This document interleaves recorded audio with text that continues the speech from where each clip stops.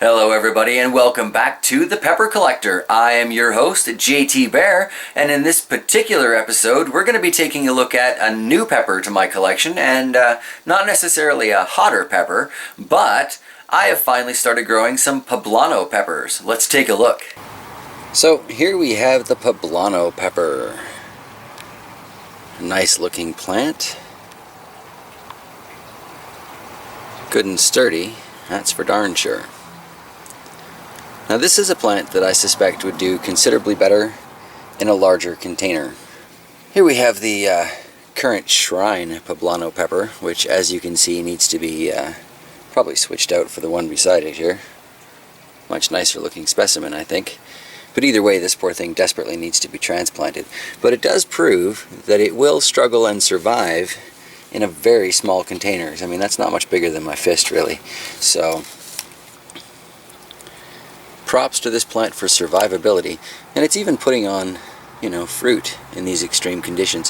However, I have noticed that these are much more likely to drop fruit when they get just that little bit too dry. While a hot pepper, will survive that, and in some cases even produce hotter fruit if it's allowed to wilt from time to time, it doesn't seem to be the case with these bell type peppers. They want to be that constant moist. Now I've heard from a few different people that this is quite a tasty pepper, but I haven't tried it yet. Described on the package as sweet and smoky. So I can tell you there are a few Bear in the Kitchen ideas that come to mind for that. Alright, you know what? Let's give this thing a try.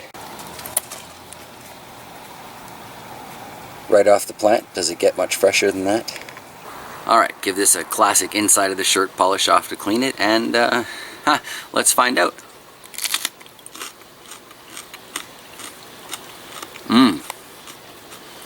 Sweet pepper makes a nice change after these hot peppers. This is a delicious pepper. I wouldn't say that I would call that a smoky sweet pepper, but definitely a sweet pepper. No real smoke.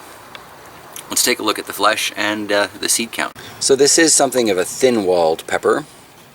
Would be nice and quick to bake for a stuffed pepper, I think. Very nice sweet flavor though. Nice change from, like I said, all of those hot peppers that I've been tasting lately. I'm going to cut this open a little bit more and let's take a look at that seed cluster in there. That is beautiful. That is a nice clean pepper that would definitely be good for stuffing. And that is certainly a packed and plentiful collection of seeds. Now I'm going to say, judging from the color of these seeds, that this pepper wasn't necessarily fully ripe yet.